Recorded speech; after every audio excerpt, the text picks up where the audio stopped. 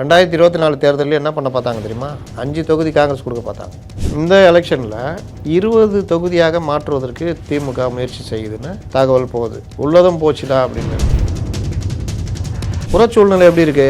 போன தடவை வெளியில் போக முடியாதுன்ற நிலைமை இருந்தது. இந்த தடவை விஜய் வந்திருக்கிறாரு. ராகுல் காந்தி ஆள் அனுப்புகிறாருங்க. நான் பீகாரில் தோத்துட்டீங்களா? 60 6 தானே ஜெயிச்சிங்க. விஜய் அங்கே என்டிஏ கூட இல்லை, தனியாக நிற்கிறோன்னு அறிவித்த உடனே இவங்க இன்னும் பேச ஆரம்பிச்சிட்டாங்க. ஆனால் விஜய் என்டிஏ பக்கம் போகலன்னு திமுக பயம் வரும். காங்கிரஸ் அங்கே போயிட்டா நம்ம கதி அதோ கதி. இதில் நடுவில் வந்து ஆட்சி இருப்பாங்க, அதிகாரிப்பா, அதெல்லாம் சும்மா. அவங்களுக்கு என்னென்னா இந்த மாதிரி நீங்களாம் சவுண்டு விடுங்கடா, சவுண்டு விட்டால் தான் அங்கே போய் பேச முடியுன்ற மாதிரி. நம்ம தேவையை கூட போய் தோற்று போனாலும் பரவாயில்ல, இவங்களுக்கு ஒரு பாடம் போகட்டும். நமக்கு ஒரு கண்ணு போனாலும் பரவாயில்ல, அவங்க 2 கண்ணு போனாலும் போட்டோம்.